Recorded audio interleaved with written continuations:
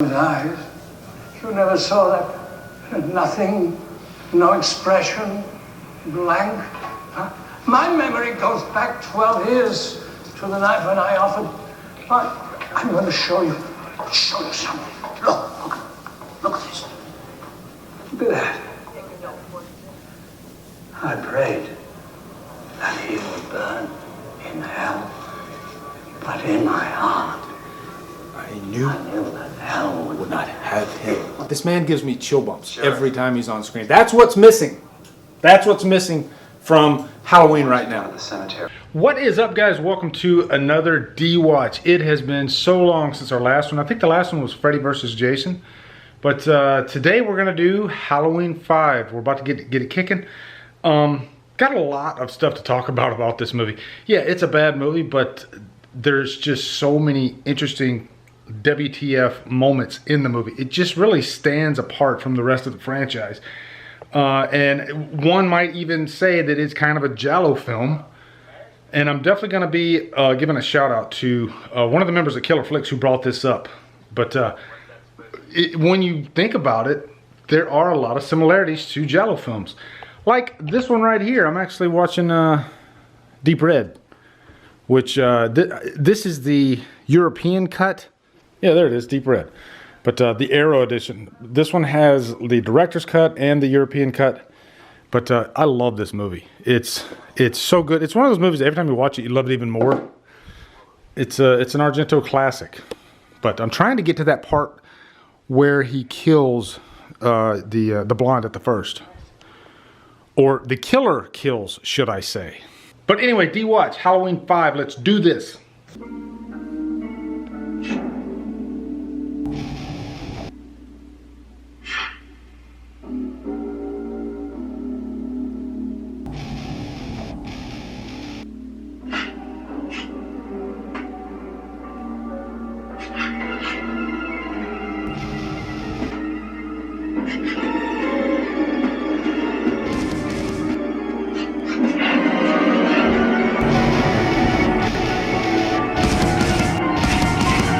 Anyway, before we go grab Halloween 5, just had to show this quick scene right here.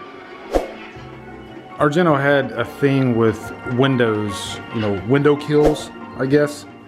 Really had a thing with kills that involved just reality. You know, everybody can relate to getting their finger cut from, you know, a window or something like that. That's the way he liked to do his kills. Not from gunshots, because not everybody knows what it feels like to be shot by a gun. And Deep Red is a perfect representation of that. Pretty much all the kills in this movie are things that are relatable. Like the bathtub kill, which is a beautifully done kill, by the way. But yeah, let's go grab Halloween 5. Oh, and by the way, guys, look at this. My wife just completely redesigned our movie watching area, my horror movie watching area. And if you remember that armoire right there, it used to be like a dark walnut looking color. Now it's white.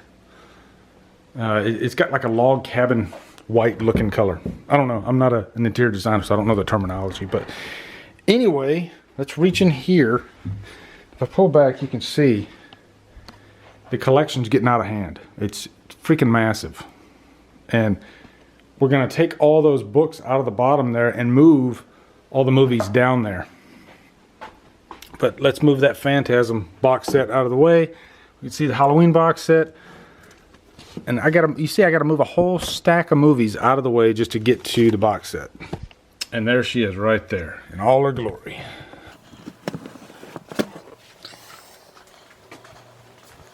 And guys, if you don't have this box set, I am so sorry. It is so glorious. I mean, this is my prized possession still.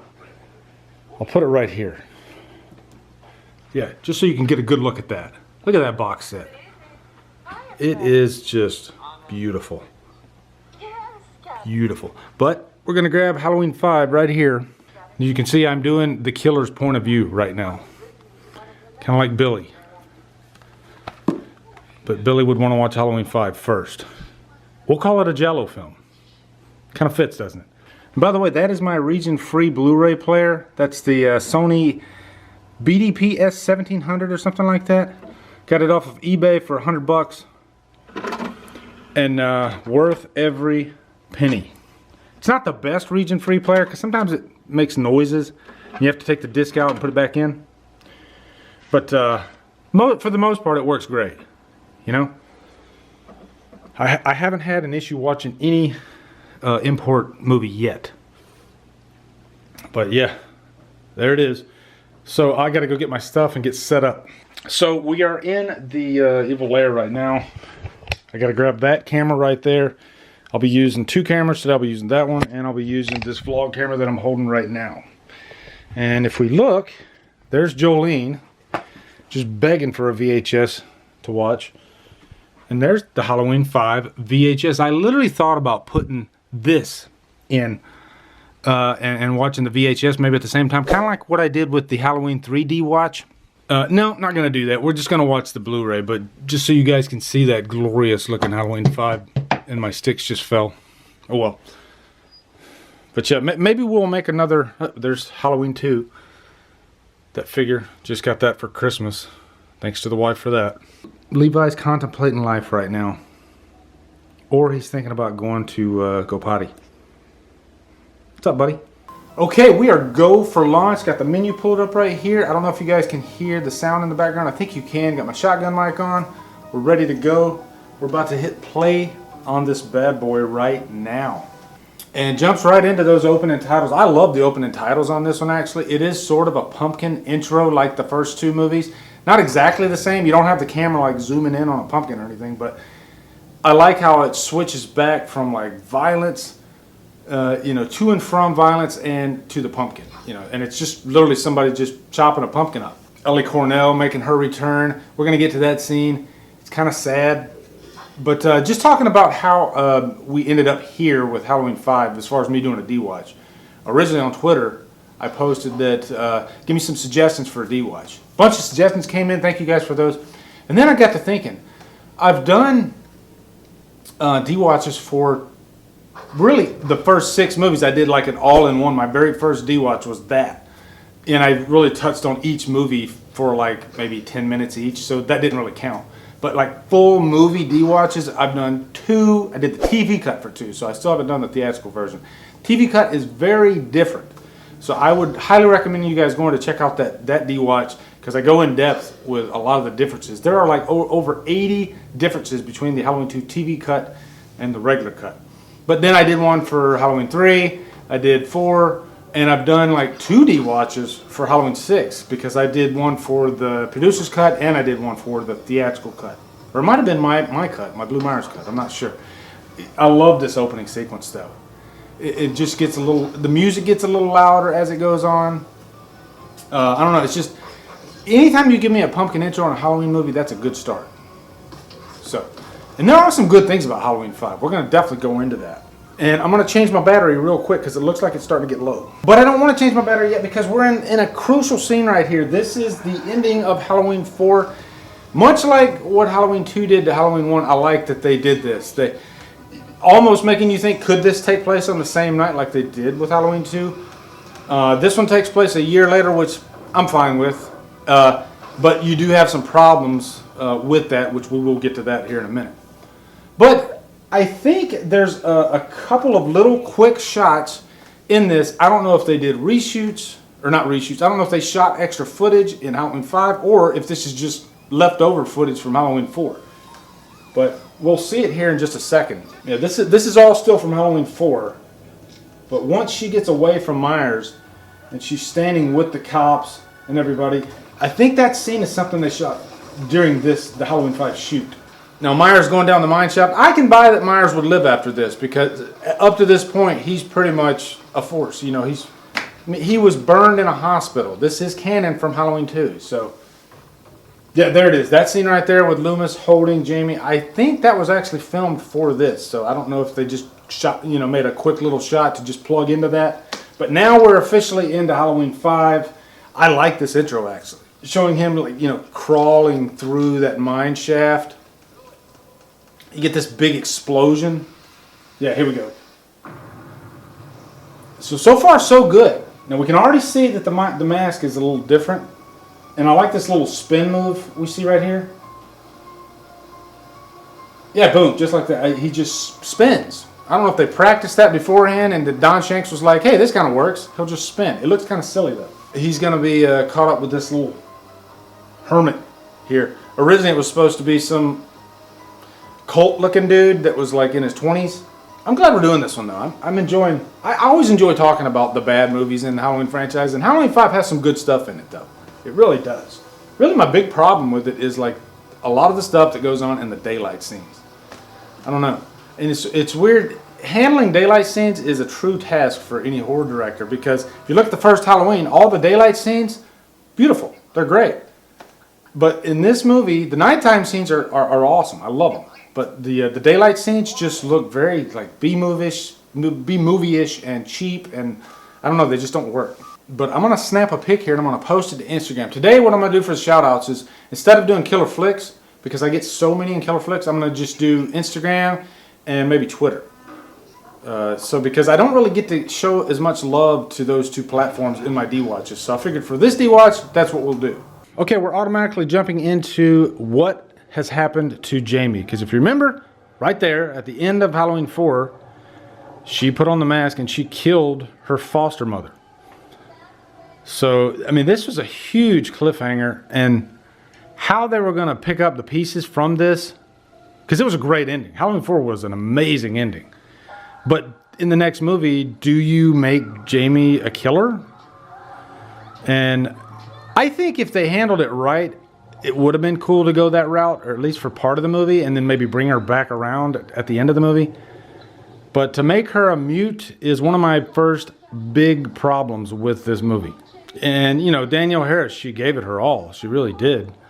I mean, what do you do when you can't talk for 3/4 of a movie, you know? All the way to the cookie woman. She's got to pretty much go mute.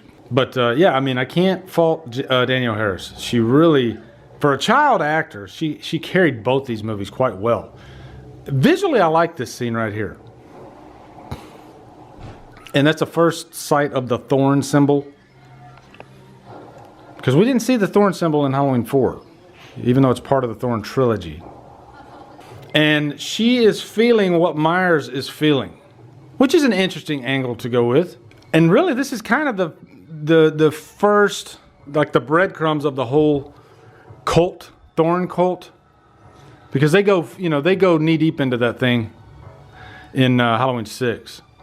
But yeah, visually, there's some cool stuff there. And I can't wait to talk about, matter of fact, I'm going to pull it up right now. I'm going to pull up, he's killing the old man. I'm going to pull up the post from Killer Flicks, because I want to give this guy a shout out that brought up the Jello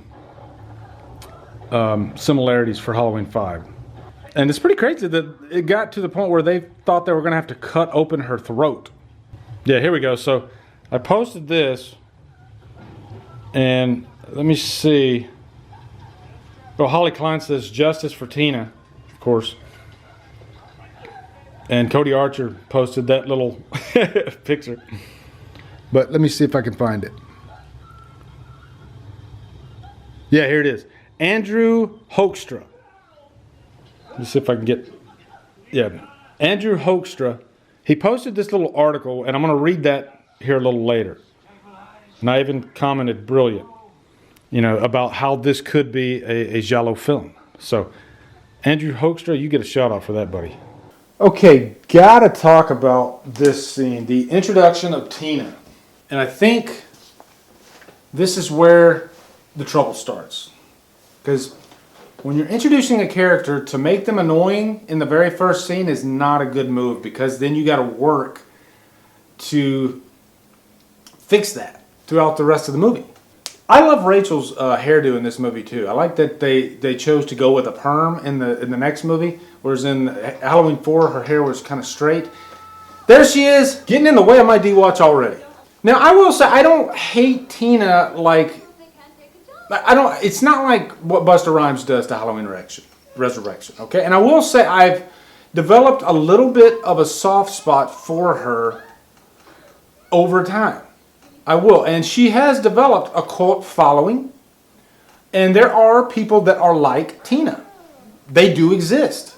And I don't hate them in real life. I think people in real life are different than people on the movie screen. There it is, the bop-a-da. That, I still hate that. But, you know, she's a different type of character than Rachel, and that's good. You know, she's just very bubbly and devil-may-care. She doesn't give a shit about anything. And she is kind of selfish throughout this movie. You know, she wants to go to the dance and have fun. She doesn't want to help Jamie for a good portion of this movie. And then she comes to her senses at the end. And again, there are people like that, you know. But if I want to pull up this Jello thing here because I never even like considered this, but it's very, very true. And like I said, I already posted on Twitter. Here's my Twitter post. Yeah, Halloween 5. I said, Halloween 5 DWatch is underway. Who wants a shout out? Bump it out, motherfucker. That's what I said. I did that on Twitter and Instagram. So those shout outs will be live throughout this. I guess not live because it's pre-recorded. Somebody yesterday thought that DWatches were a live thing, like it's a live commentary. It's not a live commentary at all, guys. It's me taking specific scenes throughout a movie and just discussing those scenes. And you get to see them in the background. So it's kind of cool. It's something I kind of started by accident a couple years ago. I did one I was going to do a Halloween franchise marathon. I think back in 2017 I did this, maybe 16. And that video did really well. And I thought, hey, this was kind of fun actually. What if I actually did this for single movies? And I don't just do this for a Halloween franchise. I do it for other movies too. I've done quite a few of the Friday movies on this actually. But eventually I'll probably end up doing every Halloween entry. I haven't done H2O and on yet. So I was going to do Rob Zombie's Halloween 2 around October time frame, but I ended up doing a commentary with Jason Smith from Sinister Cinema Reviews. So anyway, yeah, here's a good example of the daylight scenes and how it doesn't, like the cinematography in this scene, I don't think works as well as what Dean Cundy did in Halloween, the first Halloween, you know?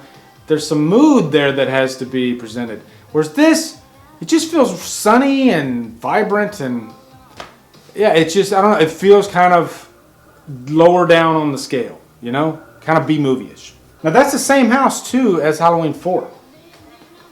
But we know that Rachel, she's in trouble, but I don't feel that sense of dread throughout this scene. There's not the build-up. And when I was watching Deep Red last night, what Argento did in terms of tension and building up a scene, you know, stretching it out as far as you can go to where you're just like, you're literally sweating by the time the kill happens. Carpenter was a master at this too. Dominique Othenin-Girard didn't do the best job, directing-wise. He does make some interesting choices, though. He is a European director, which kind of fits into that whole, this could be a Jello-type film. But yeah, I danced off and I forgot what I was actually going to show you guys. So let me pull this up here. Okay, I'm going to read this, and I don't know if Andrew wrote this, but to analyze Halloween 5 as a Halloween film will turn up endless issues to nitpick over. To approach Halloween 5 as an entry into the giallo subgenre of Italian cinema, it actually works. That may not have been Dominique Othenin-Girard's intention, as he's not Italian, but his film contains numerous stylistic elements associated with giallo, or gialli. Halloween 5 has beautiful women in peril, Rachel, Tina, and Samantha, a masked killer, The Shape, a faceless fedora-wearing mystery man, where that one's a big one, actually, because giallo, a staple of giallo is the man in black, pretty much. That's what the man in black looks like. It's just a black fedora-wielding killer. An authority figure gripped with paranoia, Loomis, a young girl cursed with telepathic abilities. That's a big one too, Jamie, because even Deep Red, there was telepathy in there. There was a young girl in there. I don't know if she had telepathy, but yeah. But in Phenomena, that's a good example. Psychological madness, take your pick. An element of eroticism, the unfortunate young lovers in the barn. an element of camp, the cops. There's always camp in giallo films too. And then lavish set design, the new Myers house, which looks very European, very fitting for a giallo film.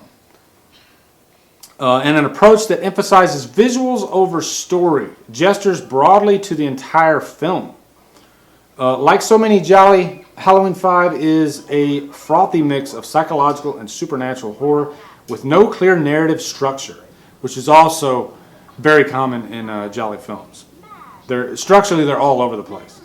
As a Halloween, even like audio-wise, you will have a mixture of English and a mixture of Italian, different languages throughout. As a Halloween, it's a bit awkward. As a giallo, it's a bloody good film. So I think from now on, every time I watch Halloween 5, I'll think of it as a giallo film. Now, Daniel Harris has stated that Donald Pleasance's breath smelled of alcohol throughout this whole shoot. So Donald Pleasance was a known alcoholic. The guy loved his booze. And I think in this movie, he is his craziest. He goes completely insane, and I don't know if that's because of the alcohol or just because he wanted to ramp up the character psychotically a little bit more, because Donald Pleasance loves the character of Loomis. You know, that was his baby. And so with every movie, he tried to bring forth the best that he could out of the character. And he is, to me, the most missed character out of the franchise. Like, every movie from now on, since Halloween 6, there is just a hole in the movie because we miss Loomis so much. And we're about to see Rachel's death here. We're just rolling right through it. I mean, we might end up playing the whole damn movie. I'm hoping not. Yeah, I like this scene right here, you know. There's the glove. Now, was he wearing a glove? I think he was wearing a glove. I don't want to rewind it, but I think he was actually wearing a glove. Which, that just blew my mind. I've never noticed that before. I'll have to go back and take a look. Ellie Cornell, I will say I had a massive, massive crush on her back in the day when this came out. I saw this in the theater, by the way. I saw this one and 4 in the theater. And it was fun to see this in the theater. I remember walking out of the theater pleased, but a little confused. You know, the movie feels rushed because it came out a year after Halloween 4. You know, this feels like a Jolly Kill too, because it's stretched out quite a bit, actually. The cinematography could have been a little better in this scene. The tension could have been stronger. I think the framing choices could have been handled a little bit better. But it's not bad. It's definitely not bad. But it's a shame, too, that we got to kill one of our most beloved characters this early in the movie. It would have been nice, I think, if Rachel would have lasted the whole movie and then given her life at the end. But then we wouldn't really have a use for Tina that much. So, and here we go. Here's the kill. Oh, man. Yep, and then we see Jamie reacting to it. She can feel, and I don't mind that. I think that's kind of a cool aspect of this movie, that Jamie can feel every time Myers kills. I don't know, I don't think Laurie Strode ever had that connection with Myers, where she could feel when he killed. Oh man, I can't turn it off. Here's that line. Let me turn it up. Eyes. You never saw that. Nothing, no expression, blank. Huh? My memory goes back 12 years to the night when I offered. I'm going to show you something. Look at this. Look at that. I prayed that he would burn in hell, but in my heart, I knew that hell would not have him. This man gives me chill bumps every time he's on screen. That's what's missing. That's what's missing from Halloween right now. The cemetery. Now we have a nice, tender moment with Tina. I don't know what she's reflecting. It's kind of a strange scene. Like, what was the point? Like, what happened there? Like, something came over her, and it's strange. And also, she wasn't wearing a jacket, but when she runs down, she was wearing a jacket. But Jeffrey Landham, the kid, actually stated that if you really pay attention to the scene, you can see the jacket on the bed. So she grabbed the jacket on the way down. She got it on really, really quick. But, yeah. So, Tamara Glenn plays Samantha here. Tamara actually goes to a lot of the conventions these days. I think she went dark for quite a while. I'm not sure. I doubt she'll ever see this, but I think she had like a lull in her acting career, and then the convention circuits started kicking up over the past few years, and now we see her at conventions, which is really cool. She might even be a member of Killer Flicks. I'm not sure. I'll have to check, because we do get celebrities from time to time, but celebrities are busy people. They don't do anything outside of join the group. But here's a scene where you're going to see beautiful daylight scene. It looks great, you know. And you're going to see Myers just kind of walking around in the background. And again, I can compare this to the original Halloween.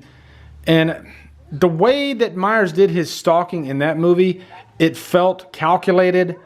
It felt strategic, like part of the game plan, Carpenter's game plan. Whereas in this one, I don't know. He just feels like just some guy standing in the background. There's no sense of like I didn't even notice him standing in the background the first few times I saw this movie.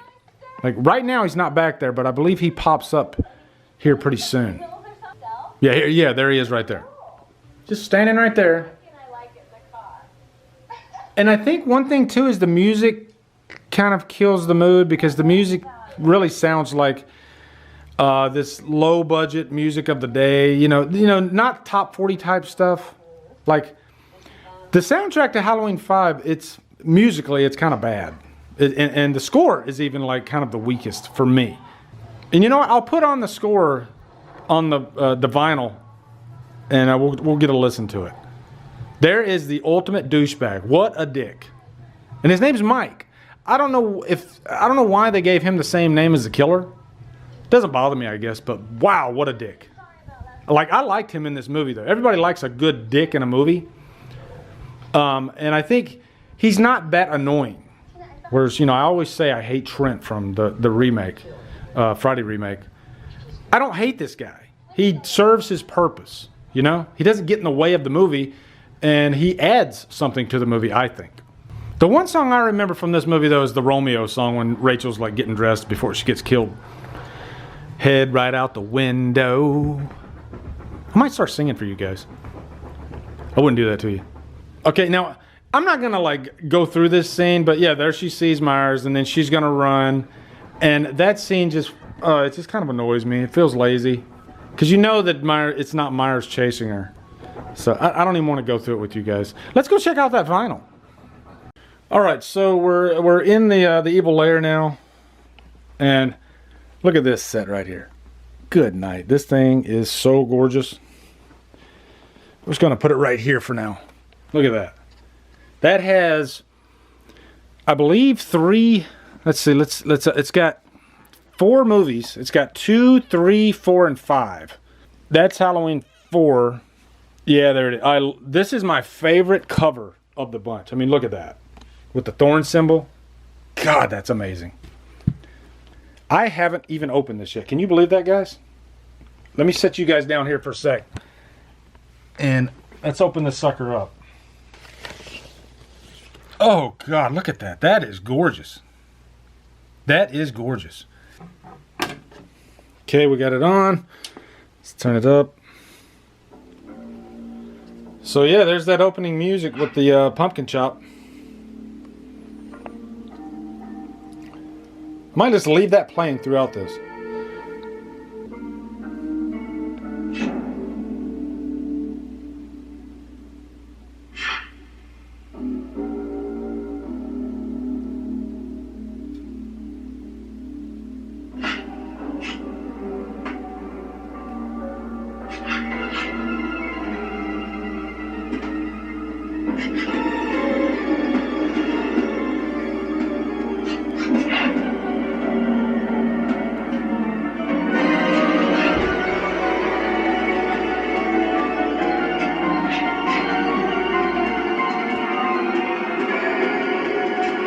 I like that. That's actually pretty cool.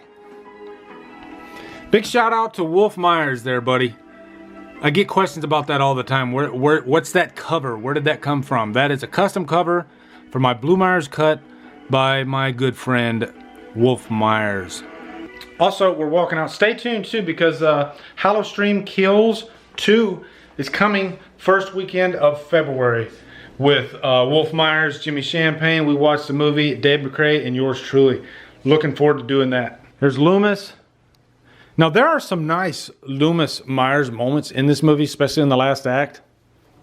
And that's one thing that I do miss about the franchise as well, is when Loomis would just have these exchanges with Myers. You know, of course, Myers wouldn't say anything, but Loomis would like somehow try to reach him.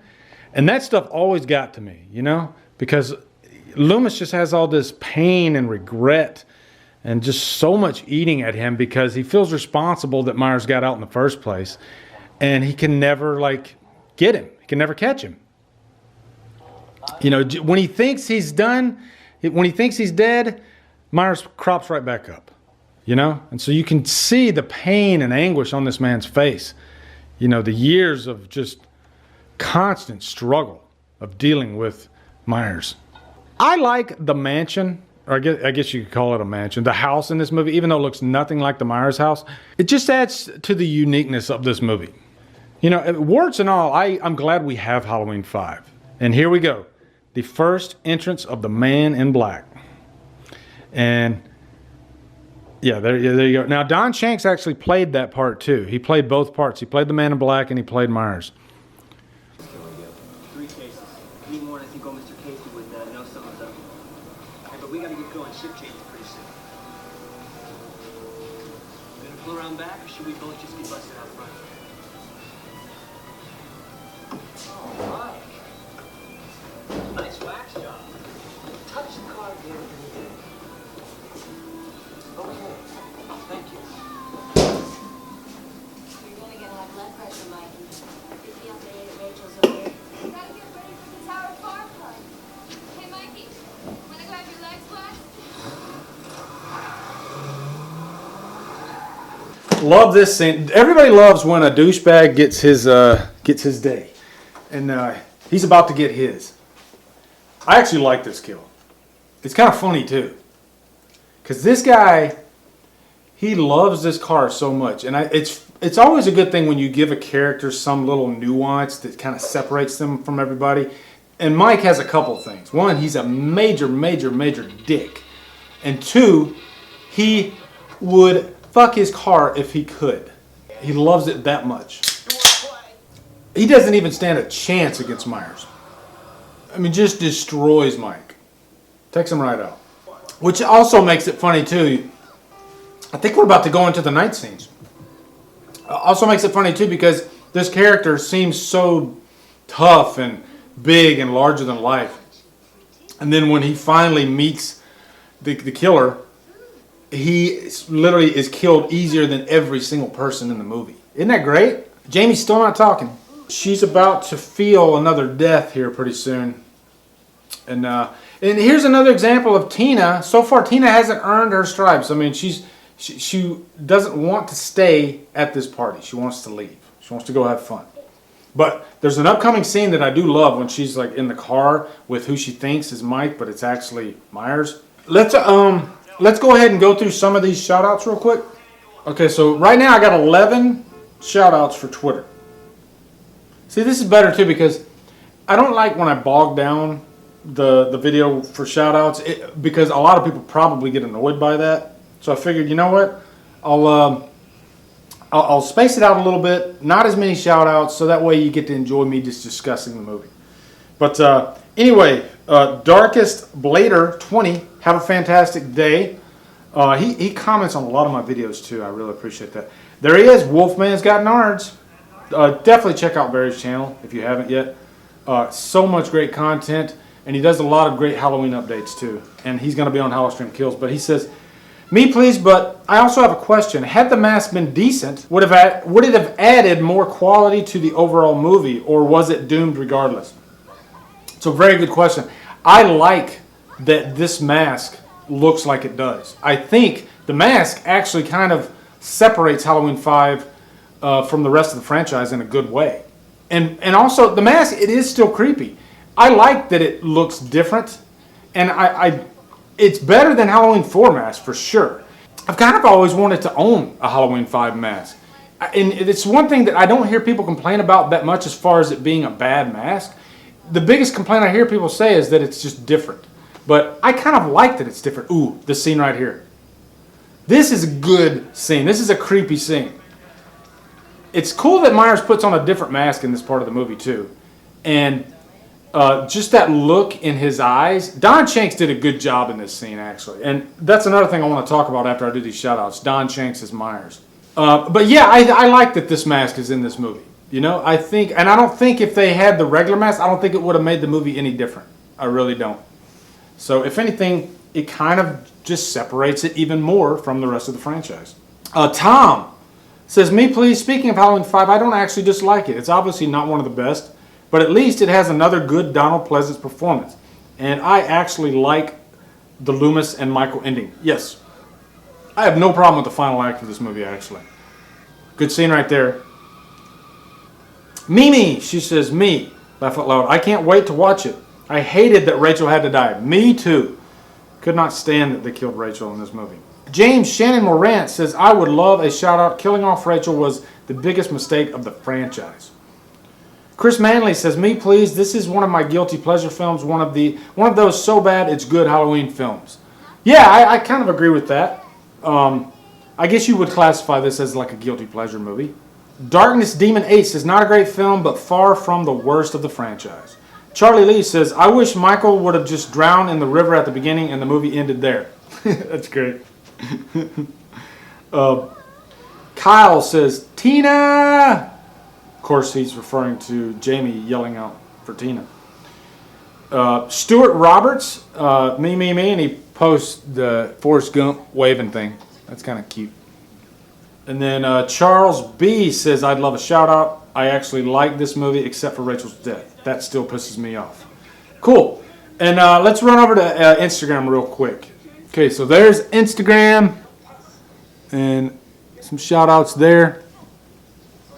Quite a few shout outs on Instagram. Okay, Ty Colt 95. I hope I said that right. This guy here can't remember the last DWatch. You did love Tina's. She's the Megan Friday Part 6 in the Halloween franchise. Yeah, she is kind of similar to Megan. I think Megan had it dialed down to just the right volume. Tina kicked it up a little bit too much. Cookie! Yes! Woman! I got to give a shout out to Cody Archer and Michael Mims because they always like refer to this thing, Cookie Woman. Dirty Epic says, I'll take a shout out. By the way, I liked Don Shanks as the shape, but that mask is just not good. Yeah, we just talked about the mask. Crandon Martin says, what's your favorite scene in Halloween 5 besides the laundry chute? Halloween 5 is my favorite Halloween film, so yeah, unpopular opinion. I have seen people state that this is their favorite Halloween movie, and I think that's really cool. Actually, my favorite scene besides the laundry chute probably be that scene that we just, when he's in the car with the different mask on. You know, that is a creepy scene, actually. Slayer, you won. Shout out, what's your favorite Loomis quote? Favorite Loomis quote overall would probably be the first Halloween, when he gives the whole speech about, I met this 6-year-old child with this blank, pale, emotionless face. And the blackest eyes, the devil's eyes. Pair of Jeans Review says, me please, Halloween 5 is better than Halloween 4 in my opinion. That's an opinion. Amongst Dead Things, what's up, brothers? He is the one that created that Myers mask from Halloween 2018 that's on my display in every video. Definitely check him out, guys. His Instagram page is awesome, and he is so freaking talented. And literally my niece, a family member here, Ashley, she says, QQA Shiuu. I don't know what her Instagram channel name is. I'm sure it's short for something, but Ashley, you get a shout out. She is my niece. And she just did 2 of those, the pray emojis. Oh yeah, and here's another one where Tina came back to check on Jamie, and then she just leaves her. You like Tina? I don't get it. Okay, Brew Talostria, yes. I'm Gumby, damn it. A shout out would be cool. Keep up the great work. Bansel says, sure, why not? And then Halloween Hero says, let me get a shout out. Much love, brother. There you go. So there's my I'll do some more shout outs at the end of the video for any new ones that come in here. Yeah, that is Tina in a nutshell. That line right there. I'm never sensible if I can help it. I think that line encompasses her character wholeheartedly. Hey, here's the cops. We saw the cops earlier too. I didn't really get a chance to talk about them. But the cops are stupid and they are a joke in this movie. And they are one of the worst parts of Halloween 5. The documentary on Halloween 5 that's in this box set right here, I highly, highly recommend it. It's so informative.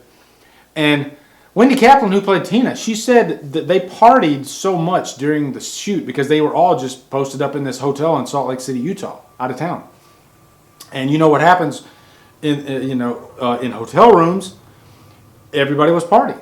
And so Tina said a lot of times they'd come in the morning having not slept. And so you can see it too, like on her face. She says, like, you can tell I haven't had any sleep. I'm just really tired. Which is funny too because she's the opposite of tired in this movie. So big props to her to be able to deliver that performance, given how tired she was. Sheriff Meeker too is another character that is awesome. In not just this movie, but just overall in the Halloween franchise. Meeker is the best cop in my opinion. I think Meeker beats out Brackett. Let me know in the comments if you guys agree with me on that. I think Meeker's a badass. So we're rolling. We're at the Tower Farm now. They're having the big dance. From this point on, guys, I like this movie. It's good. It's well lit. It's intense. The barn scene is probably one of my favorite kills out of the franchise. A lot of good stuff from here on out. So I don't hate Halloween 5 at all. This scene right here was a scene in Halloween 2018. They paid homage to the cops just sitting in their car. And a lot of people, when they saw Halloween 2018, I don't know if they just didn't see Halloween 5 or not, but they couldn't make that connection. They didn't realize that David Gordon Green was just paying homage to Halloween 5 with the two cops sitting in the car talking about, I think they were talking about like a sandwich or something. And the cops do have a couple funny scenes in this movie, but as far as like law enforcement, they serve zero purpose whatsoever. They're like I said, they're idiots. Now you can hear Myers' breath there. Yeah, there it is. It's one of the few scenes where you can like hear his breath, and it's very reminiscent of the first movie when he's like looking in the windows. So here's Halloween Resurrection wasn't the first movie to have an imposter Myers. Where it's like Freddy, he was acting like Myers. Spitz does it in here too. Spitz is a pretty funny character, actually. Okay, now we're in the barn. Look at the way this set is lit up. This is a beautifully done scene, actually, right here. And it definitely has that European feel to it. Now, I don't know what the purpose of the kittens was. There's kittens in this thing, in the haystacks. But Don Shanks, let's talk about Don Shanks for a little bit. I think he grew up like on a farm or something like that. And he said that he came up with a lot of the ideas for weapons in this movie, especially in this barn scene where he uses the scythe, which is an awesome weapon in this franchise. I think it'd be cool in Halloween Kills if they have like a barn scene, kind of an homage to Halloween 5. But Don Shanks, I think he's often overlooked because there are so many great Myers actors out there like Nick Castle, James Jude Courtney. But Don Shanks, he holds his own, and he's not one of those actors that people say he was a bad Myers. Matter of fact, I've never heard anybody say he was a bad Myers. His stature, he looks like a freaking bodybuilder. And I wonder if they ever even, I don't think they even asked him to come back for 6 because 6 took place 6 years after this movie. So I'm sure Don Shanks moved on to different things. And that's just common in the stuntman world too. They say that if you get asked to do one movie, you're lucky as far as like playing a killer. They usually don't come back and ask you to play it again. I mean, hell, George P. Wilbur, who played him in 4 and 6, when they did the reshoots of 6, they didn't even ask George P. Wilbur to come back. He came back as a human in the lab scene, but he didn't play Myers. So it's a strange thing. But I think Don Shanks, he had the walk down. He was definitely menacing. And I like that mask. I'm glad that he wore that mask. In a way, that mask kind of goes with Don Shanks because he's the only guy that's ever wore that mask. You know? So the two go together hand in hand. You could almost look at it as an alternate version of Myers, because that mask is so different and Don Shanks is the only guy to ever wear it.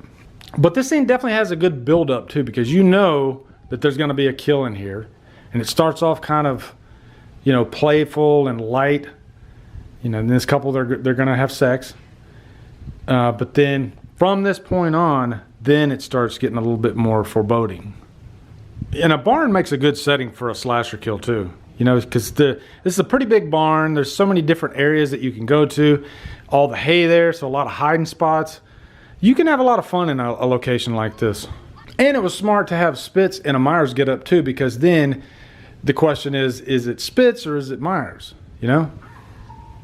And of course, I mean, we know that that's Spitz, because look at the way the mask is lit. He's a lot smaller than Don Shanks, so the mask looks thinner. And by the way, that mask was actually molded, I believe, off of Greg Nicotero's face. Greg Nicotero went on to direct The Walking Dead, but you know, his history is in special effects and, you know, makeup and effects. So I'm just gonna sit here so we can both feel awkward together. No, but seriously, this must be such an awkward scene to film for any type of movie. Like, I can't even imagine how, because you have an entire crew on the other side of that camera, just around, just staring at you.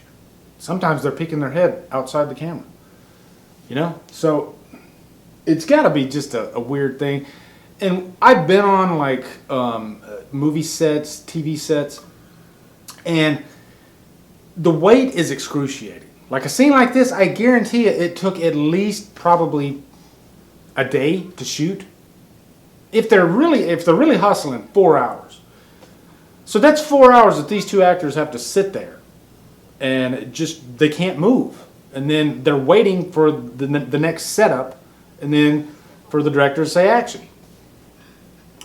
So I'm sure by the end of the day, you know, it's probably not that fun. They're probably exhausted. But, you know, and the end result is great, because this scene is awesome. And I think it works too, because, you know, he's getting the condom, they're getting all ready and everything. And in the meantime, you know that Myers is lurking in the background. Just right there. So we're just waiting for it to happen. We're waiting for the punchline. What better, oh, here we go. What better weapon to use than a pitchfork? So in this scene, you got a pitchfork and a scythe. And automatically, they're two of the best weapons ever used in the franchise. In a movie that's probably one of the most hated. So Halloween 5's got that going for it. And you know what? Big props to Tamara Glenn on this scene too. She acted her ass off. And they probably had to do a few takes too, so I'm sure her voice was probably gone by the end of this. But I think there's something to be said about restraint too, as far as like screaming. Everybody always talks about the Halloween remake, Rob Zombie remake. And I was wondering, I was like, why is it that scene with Scout Taylor Compton at the end of that movie, when she's screaming so much, why do I find it so annoying? Yet a scene like that with Tamara Glenn, it works. And it's an easy answer. Is because they edit themselves. This scene was edited just long enough to where you get the idea that she's screaming, you buy it, and then the scene's over. In the Rob Zombie version, she screams for what feels like 20 minutes at the end of the movie. So you got to be able to edit yourself, you know? We get the idea. Yeah, in real life, somebody's probably going to be screaming for 20 minutes. But, yeah, I mean, I think Dominique Othen-Gerard did a really good job of handling that. So right now we're in the car scene, which is a pretty damn good scene, actually. And I remember Danielle Harris was stating that, like, behind the scenes. Yeah, but it was a pretty dangerous shoot, because behind the scenes, she's running and the car is literally like right behind her, and it was dark and nobody could see anything, and she was scared to death that she was going to get ran over. And I'd imagine the car's probably doing like maybe 5-10 miles an hour, but it's a pretty intense scene actually. And really, this is the first time that like Danielle Harris really gets to show off her acting chops, you know. And she pretty much carries the show from this point on. You know, she gets to here, she goes up to the house, she gets in the casket. You know, all that stuff from here on out, it's pretty much Danielle Harris's movie. And this is where Tina finally like redeems herself, you know. Up to this point, she's been pretty selfish, but this is the moment where she gets to shine. She pretty much gives her life for Jamie. Oh, and here's another cool scene right here too. I remember Don Shanks was stating that when he's like in this car and he's like waiting for the director to say cut. And I guess the director was like so into the scene, you know, because so much is going on, that he didn't say cut, and the car was literally on fire.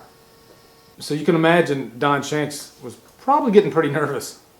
So I think this is the reason why a lot of people like Tina too, is because in the end, she does the right thing, you know? In the end, she is a heroic type of character. And this has been done in so many horror movies where you hear the car horn, and then the car horn goes off, and then you know that the killer's still alive. It's almost like a horror staple. Yeah, and he looks pretty damn menacing right there. That's a well-lit shot too. I mean, with the lighting in the background, you can see all the lighting in the like, it looks like blue light or white light that they're using, but you know, if you on a budget, if you can find some woods, a forest, get some good lighting, I mean, you already got your horror movie. And yeah, Tina, she just got stabbed. She pretty much gets stabbed in the same place that Rachel gets stabbed. But Tina's not dead. I don't think she's dead, actually, because they never really show her die. So she just that's the last we see of Tina. That's a good shot right there. One of my favorite scenes in this movie. And you can see the sadness and despair in Loomis's face. He's like pleading with Myers to just give in to the rage and let it go. So they've concocted a plan. He's gonna have Myers meet back at the Myers house. Go home. You know, the first time I saw this too, I never realized that Myers, like, I never saw Myers in the woods.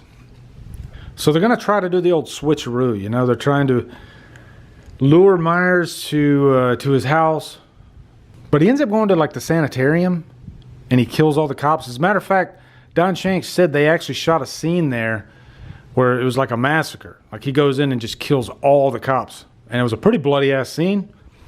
And they ended up taking it out of the movie.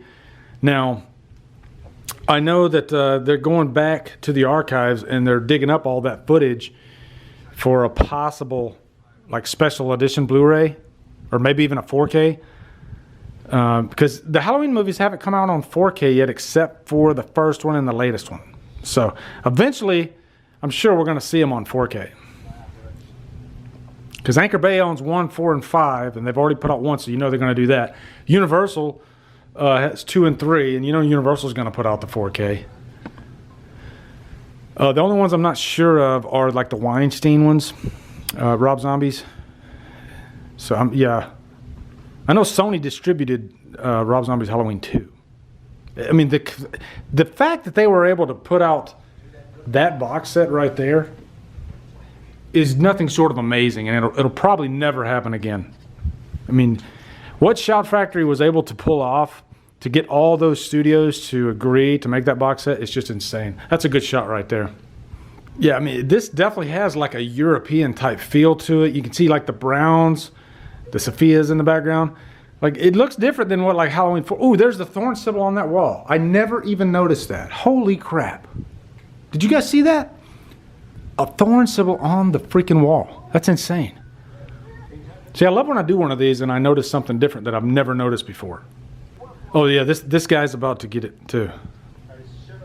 Yeah, he had everybody go to the clinic where Myers just killed all the cops, and then Myers shows up here as soon as they all leave. Now, I don't know how he got back from... He probably had a car, but he ends up getting back to the house pretty quick. Now, imagine you're a cop and you're having to deal with all this, you know? Because small town like Haddonfield probably doesn't have to deal with Myers that often. It happened in 78, and then it happened 10 years later. So up to this point, it's only happened twice before. But man, to be on duty and have to deal with the rampage of Myers, probably not that fun. I believe that guy was in Ace Ventura. Oh, there's a nice shot of the... I don't know why Dominique O'Flynn-Gerard decided to go with that house. But I do like the house. It's synonymous with Halloween 5. Halloween 5 has so many WTF things about it. But all those WTF things come together to make it what it is. And I wouldn't have it any other way. You know, there's Myers. See, now I like the way this is lit. How Myers is kind of in a silhouette in the background. And Loomis knows he's behind him the whole time. That's what's kind of cool about this scene, is like Loomis is working his way down and then he just turns around, you know, and confronts Myers. He knows he's behind him the whole time. Yeah, these exchanges, it's like we'll never have that again, you know. And I think going forward, like what if they introduced like Loomis's son or somebody like that, you know? Because they had something there with Sartain. Because you could tell Sartain was just as interested in Myers as Loomis was. He was obsessed with him. So it would have been cool if they had some exchanges between Sartain and Myers, and maybe Sartain reflecting back to Loomis, you know, talking about Loomis to Myers, and maybe that would kind of incite some rage in Myers, you know, because Myers does get pretty angry when he starts thinking about Loomis, which is kind of interesting too, because Loomis is like a father figure almost to Myers. So there's like a little bit of a respect there too, just a hint. But the rage always takes over, you know? I mean, Myers, in my mind, Myers is like 95% pure evil rage. And there's that little bit there, that 5% that wants to like see reason and to peek through a little bit. But the rage always takes over. That's what Loomis is talking about. And I think Loomis knew that this was going to happen. You know, he goes into the danger knowing that he's probably going to die. That's why I think Loomis is one of the greatest horror characters ever. And I really mean that. You know, aside from the killer itself. Now, if I could reflect back, seeing this in the theater, I remember this last act, the crowd was going nuts. People were really into what was going on. And this last act lasts for a long time too, actually. I mean, we still have to get to the garbage chute, which is one of the better scenes in the franchise. And that's a fun one to talk about too, because Daniel Harris didn't have the best time doing that scene. But we'll get to that. Yeah, but Myers is such a force. You know, there's no chance in hell that Myers would ever talk in these movies. You know, like he did in like Rob Zombie's movies. That's one of the big things I did not like about Rob Zombie's movies. Even though I really do enjoy his Halloween 2, to me, I don't see it as this. I don't see it as like a Halloween movie. You know, this Myers, to me, this is what scared me about Myers. Is that nothing would scare him. Nothing would stop him. He was literally a force. You know, and this Halloween 5 has some really good kills in it. Some really inventive kills. It doesn't depend on just the knife. You know, already Myers, he's hanging this guy. He's using the scythe. He's using the pitchfork. There's a lot of variety in Halloween 5 in the kills, actually. Okay, we're about to get to the laundry chute scene, which is one of my favorite scenes in the movie. And I believe that guy from Twitter said this was his favorite scene, so that's why I couldn't pick it. But it is definitely my favorite scene in the movie. And it's another good example of like stretching out a depth. You know, how she goes down from the top, from the second floor, and then he comes down for her on the first floor. And then she has to work her way back up. And, I mean, let's go ahead and get into it. She actually was in a chute, like, you know, a piece of ductwork. She was actually inside a piece of ductwork. That was a real knife that was going through there. We were talking about this earlier, about filming a scene and how it could take, you know, this scene probably took a good 4 hours. And so she's stuck in this chute for, you know, and this is an 11-year-old child that's stuck in a chute for like 4 hours. And she did get cut. And you can actually, I believe you can actually see the cut in the scene too. But they don't show the actual, you know, the punchline. But yeah, that's a well done scene. I actually like it. That's a good shot right there too, how the camera's like up in the chute and then the camera just comes down as Myers like reaches through. Really good stuff, actually. And also, if you check out those special features on this, there's the locations extra feature where they actually go to the filming locations in Salt Lake City. I remember Don Shanks, he's like with, I think it was Sean Clark, Horror's Hollow Grounds, and they make their way to the building where they shot this. And the laundry chute, I believe, is still there, which is so awesome. And, you know, it's just kind of cool them actually showing what that whole section looked like. You know, it looked like a basement, pretty much. But if you get a chance, definitely check it out. It's probably on YouTube too. Just look up like Horror's Hollow Grounds, Halloween 5 or something like that, Don Shanks. But, you know, the tension in this scene, it's almost unbearable. And Danielle Harris is acting like her life depended on it, almost literally. You know, and I think a lot of those screams are real. And you can see the rage there, you know. I think Don Shanks, he really showed off the rage aspect of Myers perfectly. Because he doesn't overdo it, you know. He's really silent throughout the whole movie, but when the rage comes out, I think he does a great job with it. And another scene that's lit beautiful. I mean, this scene almost like goes on a little bit too long, but very effective, very effective. She's about to go get in the coffin, so I'm going to do the rest of the shout-outs here. And Dave from the Dave Cave, he's got his own channel. Definitely check it out. It says, "You're a stronger man than I, brother. Not planning to rewatch this bad boy again anytime soon. I got to get back into the game, though. Happy Halloween year." Yeah, I'm actually having a blast watching it this time, if I'm being honest. You know, it's a bad movie, but it's a fun movie. Jonathan Nichols, whatever those creatures are called, I forget what they're called. And I did a review on these movies too, Jesus. Bradley Mills says, "Hey, can I have a shout out? You're amazing, huge fan." Of course, Bradley, you got it, man. Robert Schumann says, "My favorite thing about Halloween 5 is that I love Danielle Harris and Ellie Cornell and Donald Pleasance." And Amber Bartos, one of my newest patrons, she says, "I missed out, but looking forward to it." You didn't miss out, actually. I got you in there. Oh, yeah, so she goes in there. She sees all the dead bodies, Rachel laying there. There was another horror movie, too. There's been a few horror movies where you see, like, all the dead victims throughout the whole movie all in one place at the end, which is cool. I always like when they do that. You know, I think this is the point where she's pretty much accepted her fate. She knows that she's dead, so she just goes and lies in the casket, which is crazy too, because Myers actually went and dug up that casket and then put it up in his house. That's how deranged and crazy he is. And I haven't really talked about like that whole family element. I think the Thorn trilogy really leans on that family dynamic more than any other entries in the franchise. Here's where we see. Now, I remember the marketing for this movie, the big thing was they were going to show Myers' face. And they don't really show his face, although they do at the beginning of the movie. And you just didn't notice it until Blu-ray came out and it got clear. But beginning of the movie, when the old hermit like rescues him, he gets up and you literally see Don Shanks' face. Here, it's more in the shadows, which I'm glad. I never wanted to see Myers' face in these older movies. Actually, I've never wanted to see Myers' face. That's part of his mystique, you know. Whereas like Jason, they show his face in like every movie. I'm glad that they refused to show Myers' face because we also know that his face is burned, you know, in this timeline. So obviously they didn't put any kind of burn makeup on Don Shanks' face, so that's probably why they kept it in the shadows. But for a brief second, she almost reaches him. You know, there's that 5%, and then of course the rage takes over, and he just completely flips out. He wants his family members dead, and really for no reason whatsoever. I find that interesting. They try to give you some reasoning in Halloween 6, which I think is a mistake, even though I love that movie. But I think it's good that you don't really know why Myers wants to kill his family member. I never had a problem with the family member angle either, if I'm being honest.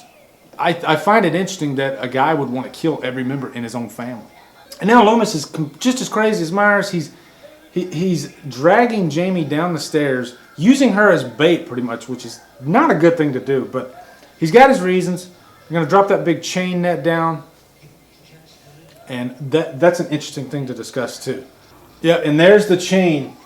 And then we're going to see he's going to beat Myers with a 2x4. Now, interesting thing to note, the 2x4, one half of it was like foam and the other half was hard. And I guess Loomis used the foam part as the handle. So he was literally hitting Don Shanks with the hard part. And he broke Don Shanks' nose. But Don Shanks is a trooper, team player, and he just let the scene run. You know? Because you want to get the scene because you don't have to do it again either. But look at the lighting in the background too. Great stuff. I wonder, it makes me wonder if they shot all the night stuff first, and then once they got to the day stuff, they just kind of ran out of steam and they didn't get creative with what was going on, because the night stuff is great in Halloween 5 actually. You know, composition wise, it looks amazing. That's a great shot right there. Thumbnail material. Now, also, Don Shanks has stated that Loomis, he was so in, Pleasance, he was so into character that when he's like laying on top of Don Shanks, he whispered in Don Shanks' ear something like to the effect that Myers was his son. Or no, that Loomis like molested Myers. I think that's what he said, you know, because sometimes actors, they'll add their own little version of the story just to keep them in character. And that's what he did. Now this scene right here makes no sense. Like, I can't see Myers sitting behind a jail cell. It just doesn't vibe right. I mean, it just feels weird. And then the Man in Black's going to come in and he's going to save Myers Terminator style. Which I remember seeing this in the theater, and when this scene unfolded, I was like, what the hell? Like, what's going on here? They pretty much rescue Myers, take him away. So then, of course, we're waiting for the inevitable follow-up. And having to wait 6 years for Halloween 6 was excruciating. Excruciating. Last of the shout-outs here I'm going to do on Instagram. And there we go. And you can tell this is some low-budget stuff right here. You know, just a couple of quick shots, some backgrounds. You know, whatever they got to do to make it look like there's a jail under fire. But the End of Heartache says, love that you're giving this one a go again, so underrated. So there's a Halloween 5 fan. Laura Smith, 5198 says, I'll take one. My hubby always refers to me as Tina. That's hilarious. Mattatron 1000, what's up, Matt? Good friend of mine, good brother. Says, Drumdums, I'll take a shout out, sir. Halloween 5, man. I tell you, it's not a great Halloween film, especially with the death of Rachel, but there are some great things about it. It has a nice atmosphere at times. The car scene with Michael is excellent. Could not have said it better, man. He pretty much just summed up this movie. Andrew Loomis Myers 2, I'm sure I butchered that last name. He says, shout out. Thoughts on Myers crying in the attic? Yeah, and I pretty much just talked about that. I didn't really talk about Myers crying. It doesn't bother me because, like I said, I think that's that 5% that broke through, that Myers did actually feel something for a second there. You know, and it's always just for just a brief moment. And so it doesn't bother me if Myers has a little tear come out, and then the rage took over. So I think I didn't think it hurt the scene. I think it actually added to the scene, and that might be a controversial opinion. I like iconic scene right here. I like that the last thing we hear is her just yelling, no. That's it. We did it. Halloween 5. Let me finish the rest of these shout outs. Clee Easy says, shout out please. Also have to ask, do you think there was anything that could have done to make us moviegoers actually support Tina filling in for Rachel, or do you think filling Rachel's shoes in this particular sequel was way too much? Honestly, no. I think if Tina would have been dialed down a bit, kind of like Megan in Friday Part 6, I think she would have been fine. I didn't mind them actually giving another character a chance. I would have preferred it to be Rachel, because Rachel's such a beloved character in Halloween 4. But it didn't bother me that they chose somebody else. Levi's barking. Hey, stop it. Gory Bits, she gets a shout, or he gets a shout out. BZ Bugsy says, underrated movie, love the 80s. Yep. And TJ Suppinger says, laugh out loud, I'll take a shout out. I actually do enjoy Halloween 5 personally. Yeah. And Rudes Royce says, hell yeah. JD Neal 79 says, shout out Lee, hey, gonna try and see Underwater today. Definitely do, man. Underwater was great. I enjoyed it actually. Some flaws in the first half, but If you're wanting a good creature feature monster movie, hell yeah. And then Randy M. Romero gets the last shout out. He says, shout out, this is a guilty pleasure of mine. There you go, Randy. Boom, we did it. Halloween 5. This is going to be a long video, guys. But had a blast hanging with you guys and doing this movie.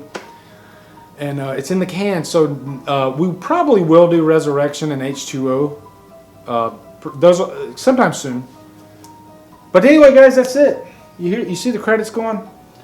I'll hold my box set as we're going out. But anyway, be sure to come over to Killer Flicks, where we talk horror all day and every day. And on Fridays, we do Free for Fridays. It's Killer Flicks. I'm sorry I didn't do shout-outs for you guys. I love you guys to death. But I'll definitely do some on the next go-around. Anyway, guys, thank you so much for watching. Have a great day. And Drumdum out.